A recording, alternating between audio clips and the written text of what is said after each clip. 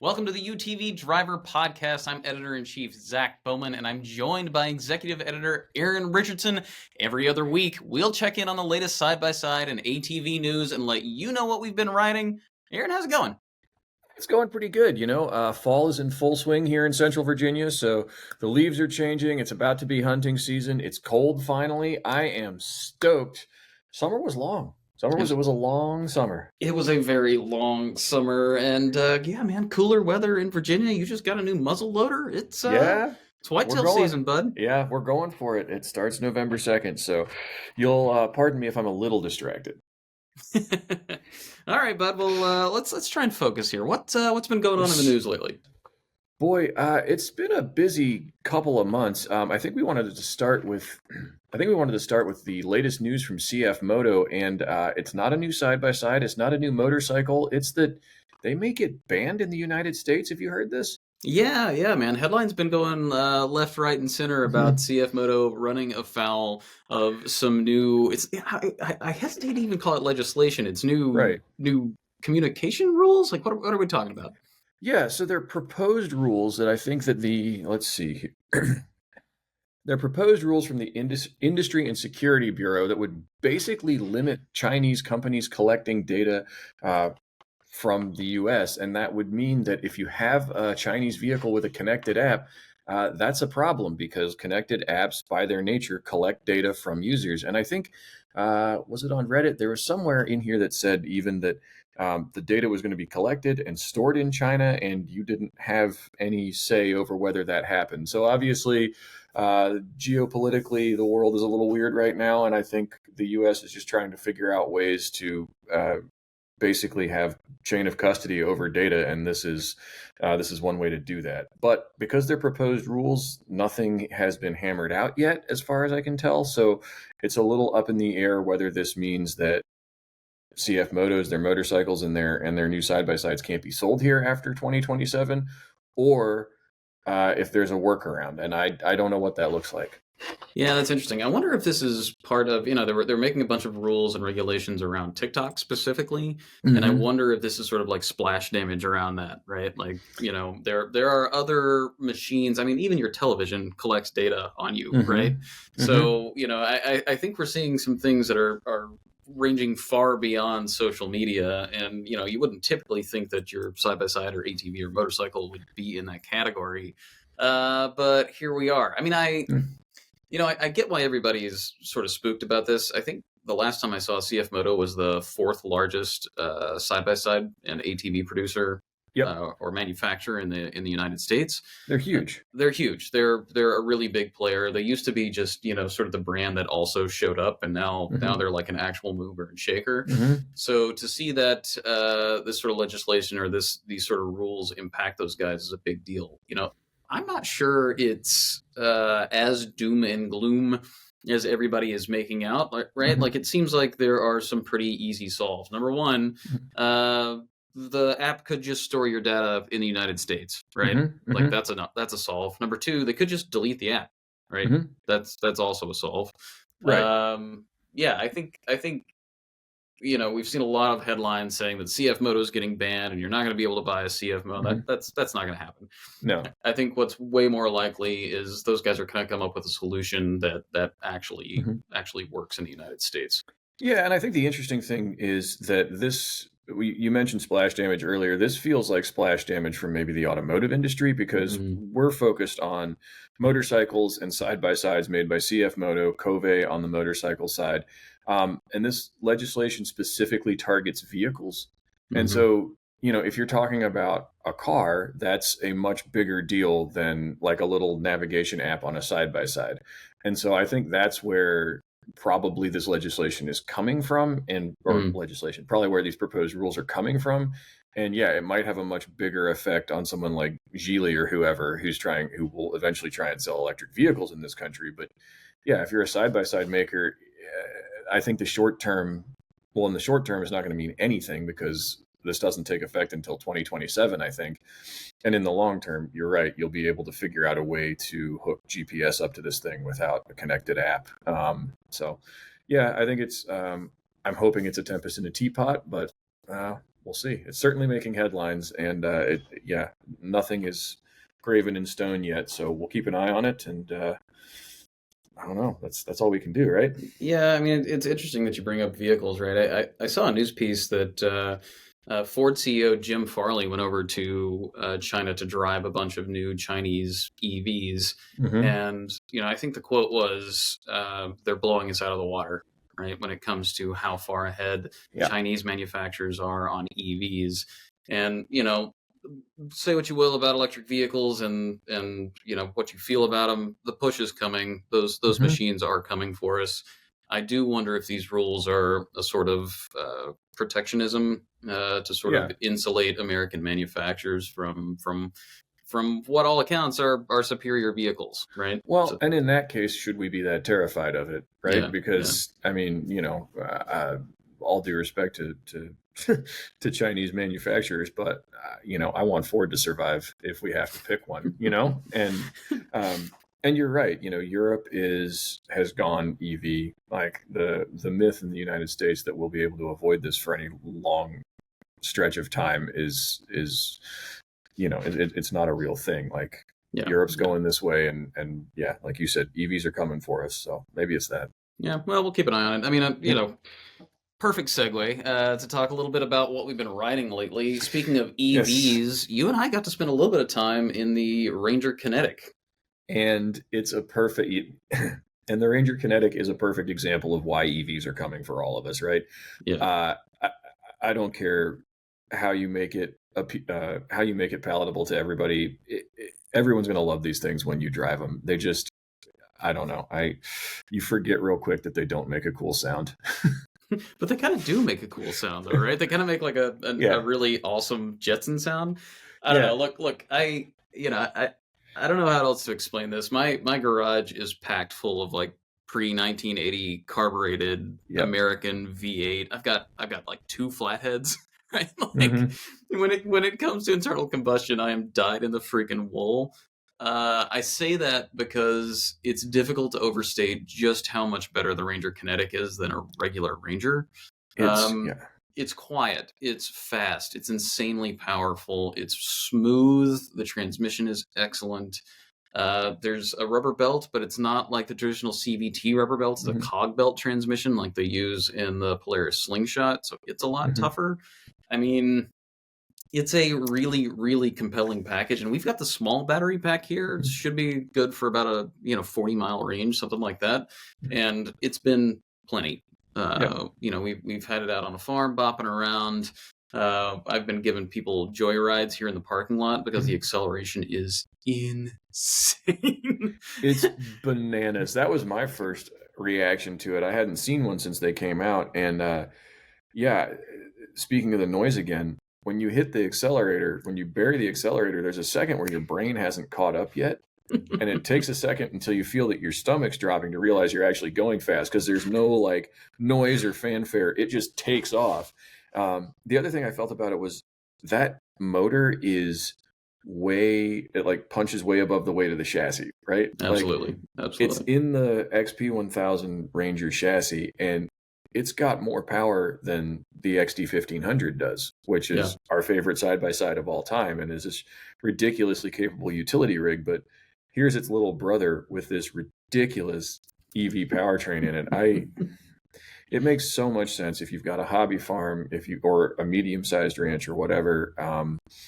It's hunting season. It will make a huge difference getting out to your tree stand and getting stuff back from your tree stand. And really, there's nothing to be afraid of. You just have to try one. No, I think that's going to be Polaris's biggest struggle. Because the price tag is substantial. Like they're not cheap, especially when you're looking at a comparable Ranger or a comparable Defender. But I think the second you get somebody behind the wheel of this sucker, it all clicks. And it's tough to shell out that amount of money right off the bat, but you're not paying for gasoline. You're not paying for oil changes. You're not paying for the usual sort of maintenance that you have to deal with an internal combustion engine. will it wash out? Yeah, I think eventually it has to, right? It just depends on how long you're going to hold the machine for. And how much you're going to use it. Yeah. I think that's a big deal. So our local power sports dealer here started selling Polaris in March. And one of the salesmen there told me last week that they have been moving 15 Rangers a month, regardless of whether it's an XT 1500 or an XP 1000 or whatever, just 15 Rangers a month that whole time. However, they've sold like 3 Kinetics. Wow. And part of it is because it looks like an XP 1000 and it costs what a base XT 1500 does by the time you're out the door. Yeah. But what they've been doing is throwing it on a little yard trailer and taking it over to like James Madison University here in Virginia, or the University of Virginia, or any big institution that has security personnel running around, or groundskeepers running around, people who are just constantly in motion and aren't going to use a truck. Well, in that case, it starts to make a whole lot more sense than like a diesel Kubota. Because if you're putting 15,000 or 20,000 miles a year just running around a campus on a UTV, then an electric powertrain makes a whole lot of sense. Because, yeah, it's 30 grand. But if you have 3 of them, you don't have to have a fleet of techs. You don't have to have on-site diesel or gasoline. They're much cleaner burning. They don't make a weird smell when they don't have to sit there and idle, or noise, especially in that sort of situation where you're working on a campus or you're working around a hospital or something. You don't want something sitting outside of your classroom window or your hospital window sitting there idling or making UTV noises, right? You just want it to be quiet and fade into the background, which is what this thing does. And I mean, Polaris had an EV Ranger before this that I think was kind of aimed at that purpose, but it was lead acid battery, and it was a golf cart, right? It wasn't appealing, right? It wasn't appealing to anyone who wasn't in the procurement office of a grounds, of the facilities shop at a university. And this is appealing to people. And anyway, the salesman was saying they're having pretty good success talking to procurement offices about it and making the case for it. So I think it might be kind of a slow burn, where it's not, you don't sell 1 million of them off the bat, but it's a proof of concept at the very least. Yeah, and deeply potent. I mean, we've been using it around the shop here to pull. We've got a buddy who brought over his trail Cherokee, his XJ Cherokee, right? The thing's on 33s, and it's twin locked, and it's been derelict for like 10 years. And we went out to start it the other day, and the starter died. So we just hooked it behind the Kinetic and were yanking it around the yard, and it was no problem, whatsoever. Yeah, it does make me really excited for what's coming down the pike, because they're going to put that drive line in a Razor at some point, right? They have to. They have to. I mean, that was my only like real criticism of it, is it's too fast. Like. That's not. Yeah, you're gonna go through rear tires. Like I can tell you right now. The Ranger is a great platform for a lot of stuff. Going real fast is not like its strong suit. It will do it, but we haven't stuck the V-Box on this thing, but the butt dyno says it's as fast to 35 or 40 as our Mav R is. Like it's absolutely properly quick, because there's no delay of any kind. Yeah, instant power. Even the Mav R with its geared transmission and anti-lag and all that kind of stuff, like there's still a wait for it and then it hooks up. This thing just this thing is full punch it chewy. Like we were on wet grass and it was like, just it's magnificent. I want one. I don't have enough property really for like a utility rig, but I want one, absolutely. They're great. Well, speaking of Razor, you got to drive the updated Pro R recently, right? Yes, I did. And it was great. Polaris did an excellent job getting it a little bit more upmarket. Basically, the TLDR is that it's a mid-cycle refresh, right? Okay. Functional changes are pretty limited. On the Pro R itself, they strengthened the shift cables so that like really clunky Polaris shifter that we always complain about is gone. Is gone. It's not capital G gone. Yeah. Okay. It's not the shifter in the Ranger XT 1500. It's not that buttery, and it still isn't as good as the shifter in the Maverick R. But that's apples to oranges, right? The shifter in the Maverick R is remarkably good. Yeah, just period, and especially for a side-by-side. So the Pro R still lags behind in that respect, but like you can move it with one hand. and it doesn't do the thing where, they used to sit between gears and like it was kind of hard. There wasn't like a satisfying clunk when you put it in high or low. You just kind of had to guess and made this terrible noise if you missed. That's gone. That's only on the Pro R. The Pro XP and the Pro S, which is what the Turbo R, which is now the Turbo R. Yeah, those have the same shift cables that they had last year. The complaints stand. Why? Why did they? I could not get a Polaris engineer to tell me. I didn't push them super hard on it. I wonder if it's like a supply issue, like they can only get so many, or what? That's bizarre. I mean, it's a different drivetrain. Yeah, like I mean, the different transmission though. Yeah, I guess it has to be. Yeah, the 4-cylinder versus the the 4-cylinder has a different. Yeah. So I mean, I don't know if it's related to that. I don't know if it's related to. I mean, I don't have access to their market research for a very good reason, but like drunk with power. Yeah. I wonder if they discovered that Pro R buyers who were paying $40,000 for a rig had complained about it, or they focus grouped it and they cared about it, and people who were likely Pro S or Razor XP Pro XP buyers didn't care as much. I don't know what it was, but like they didn't do it. But what they did do, everything else pretty much carries over. So the Pro R got a complete facelift. They brought back the fang lights, the little cool LEDs that bracket the grill that the old Razors had. Just sharpened up the front end, and they put these nostrils above the headlights. And what they do is they're just positive air pressure into the cabin. So it's not like a helmet pumper, but and it's not air conditioning. But as you're going along, these things are sucking in. These vents are sucking in air, and they blow it out by your feet.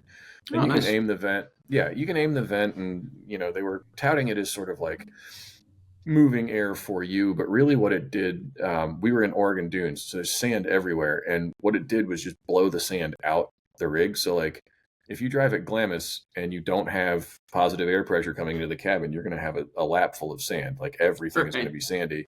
And when we stopped, like there were just like a few grains here and there in the interior, but otherwise nothing. So that was super cool. The interior is still not what we were asking for, unfortunately. Well, they updated the dash, right? I think that's the big news. Yeah, it has like a big like T-bar looking thing on it that is body color. So, most of it is black plastic, and now there's like a big sort of like semi-gloss plastic piece in the middle that runs up the console and up the dashboard. And if you have a black or gray rig, then the interior is just solid black plastic like it was before, right? If you have an orange rig, one of our, I think it was the Pro XP I drove, was like blue and orange. And so that had this massive orange stripe up the inside of the interior, which was honestly a little distracting. So I think if you have a blue rig and there's like a neutral color offsetting the interior, it gives you like a nice contrast. If you have an orange rig, suddenly there's like a blaze orange piece of plastic in your field of vision. And if you have a black rig, no change. Interesting. The change that really worked well on all of them was that they took the seat cushions from the Expedition, their overlanding rig, and they put it in all three of them. And I used to say that like if you don't notice the seats, they're super comfortable. And like in the last rig, you never noticed the seats, never thought about them. You were always where you wanted to be. These are so good that you notice how comfortable you are. Like it goes back the other way. You're like, ooh, my buns. Right. And like they're not as bolstery as the old ones were, but I mean, we were throwing it through whoops at 55, 60, and like I was where I wanted to be.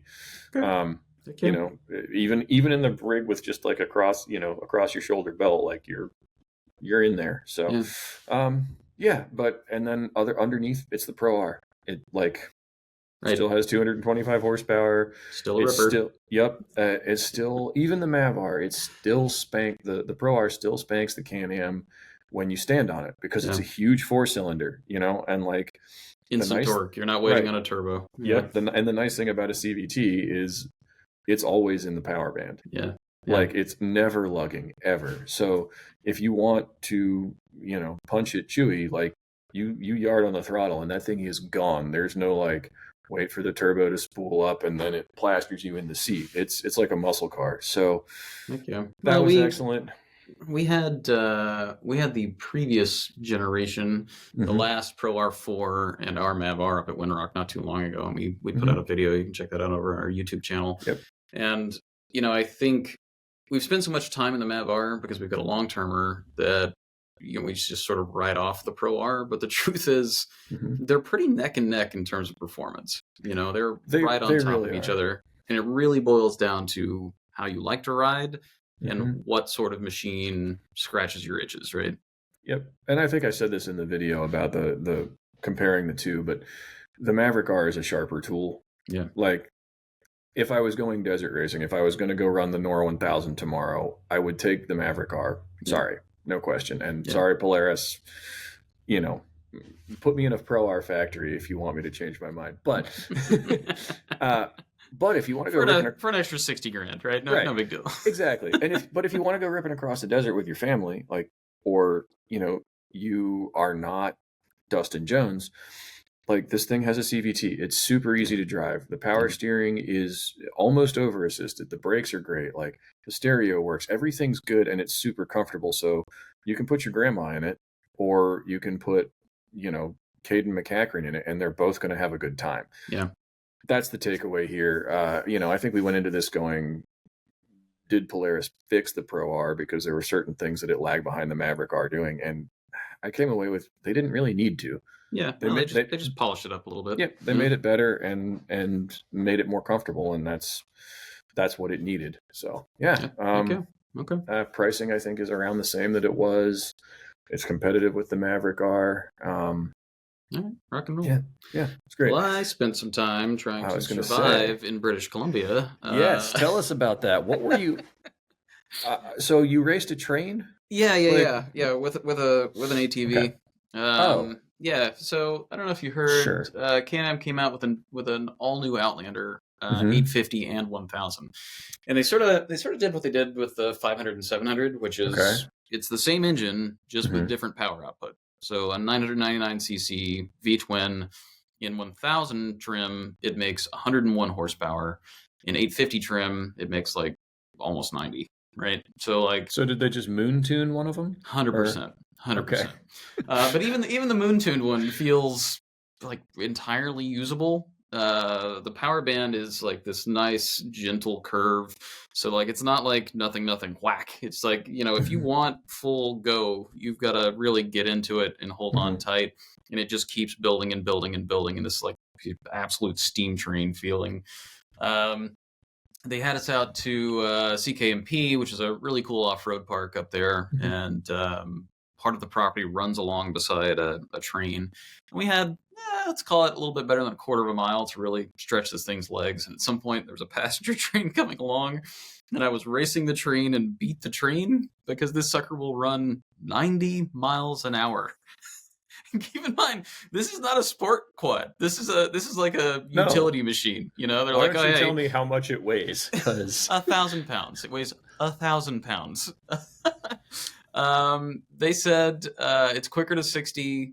Both of them are quicker to 60 than the Sportsman 1000, XP 1000 Polaris. Yeah. Wait, both of them? Both of them. So even the 850 is faster than the Polaris 1000.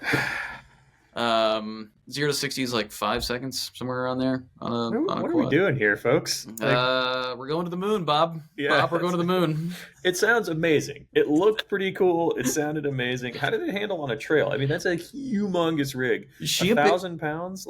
Yeah. I will be entirely honest with you. I was a little intimidated going into this thing because weird. Yeah, it's you're just riding. You ever seen those videos online of that old 70s TV show where the guy just rides a buffalo around?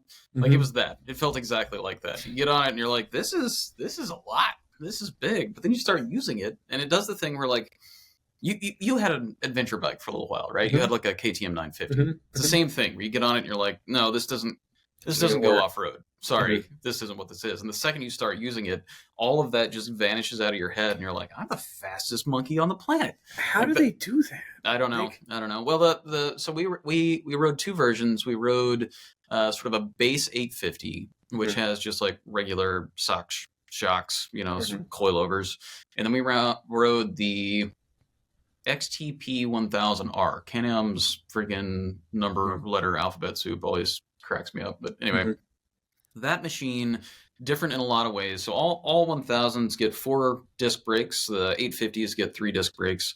Okay. All 1000s also get a front sway bar. XTP trim gets you Fox QS3 piggyback shocks. No joke. Okay. Yeah, so like it's got serious handling hardware on it, and you know when you are really wringing this thing's neck, when you are 9 or 10 tenths, you feel it. Like it's a massive difference in how planted and stable this thing feels. Most of the time, you know, yeah, there are idiots like me who are going to be out there buying this thing and just going as hard as they possibly can. I think most people are going to be just fine with the 850 because, as I said before, it's already faster than the Sportsman 1000. And, you know, you don't really give up that much in handling under normal circumstances. I would say up to like 6 tenths. Power steering's excellent. It's selectable mode on DPS models, which is everything but the absolute base rig. So, you know, you really don't feel the weight of this thing, as insane as that sounds. I don't get that because, like... You call me a liar? Maybe, but mostly I'm saying it sounds very much like a sit-on-top side-by-side. Yeah. Which doesn't sound like something that should work. And you're telling me it does. And I don't know. The last ATV I rode, I felt like, yeah, okay, I can see up to, like you said, up to 6 tenths. I can see this thing being great, but like, it didn't change my mind when I got on the trail. You know, I sat on it and I was like, oh, this thing's big. And then we took it out on a trail and I was like, oh, this thing's still big. Like it's not. Yeah, I mean, riding a quad's definitely a different thing. Like you've got to trust the machine a lot more. That said, I did obliterate a stump. I sent a stump to Valhalla. Just rode right through it. Probably about, dinner plate size, just obliterated it. Rig didn't care, I cared. It yeeted me right off the machine, but,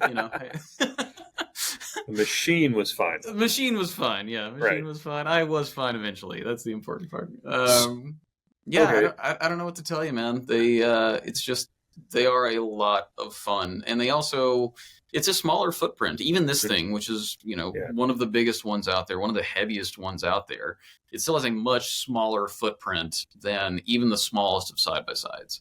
So you don't really need a trail. You can just go weave your way through the woods and get way back in there. I mean, you're talking about going hunting later, get to a tree stand, get to a place where nobody else is. Only an ATV can do that. Yeah, they really make a huge amount of sense for that.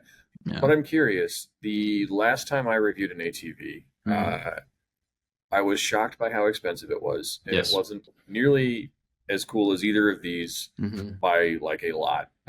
It wasn't as fast. It wasn't as accomplished, blah, blah, blah. So. Yeah, she's not cheap.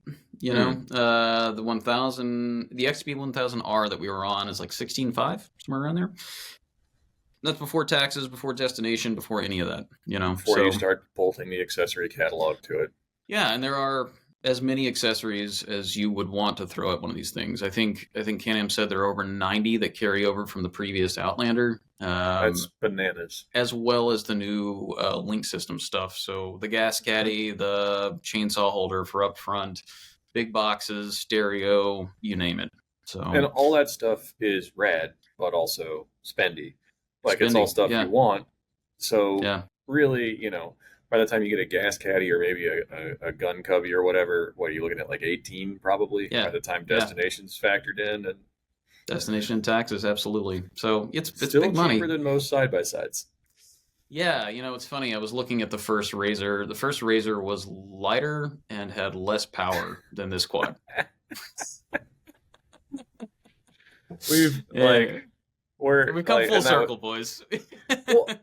well, that was like 8 years ago, right? It wasn't. Or, it was not. It wasn't 50 years ago. That was right. It was yesterday.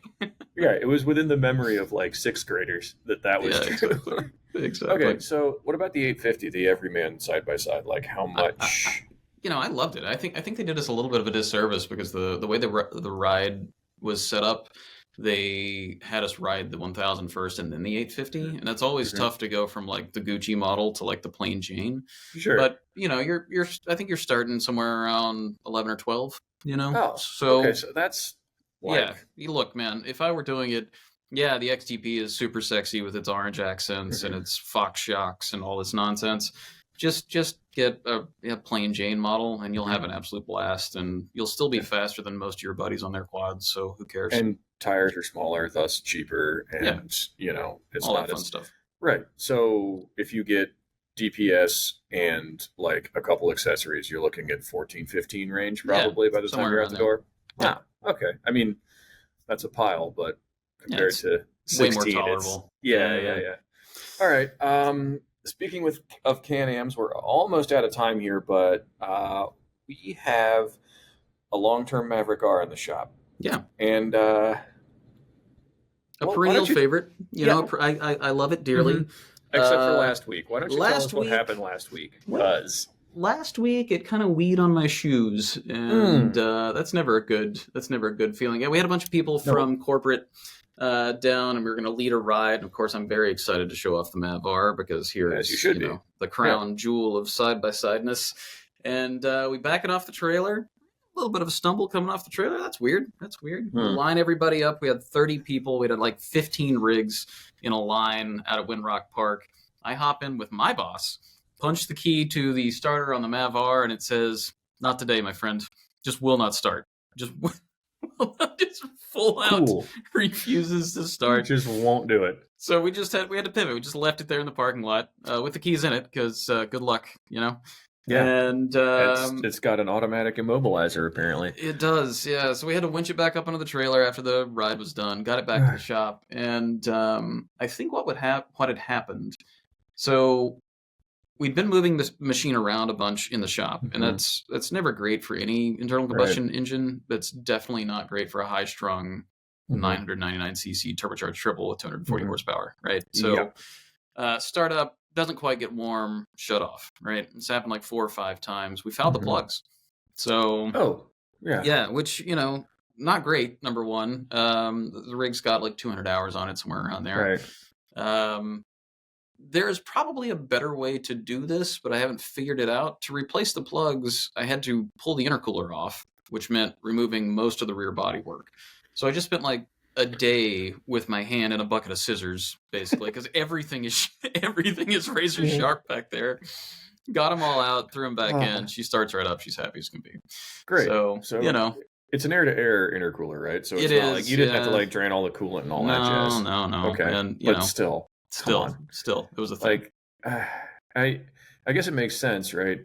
It's going to run extra rich on startup because it's trying to warm up, and it's and then it's going to run rich anyway because it's a turbocharged mill. It needs as much fuel as it can get. So I guess it makes sense that it sat there and fouled the plug. But 200 hours. Yeah, it was a definite bummer. But we got it ironed out. Now she's got new plugs and a fresh oil change, because why not? Because you just dumped a bunch of gas into the oil and shush.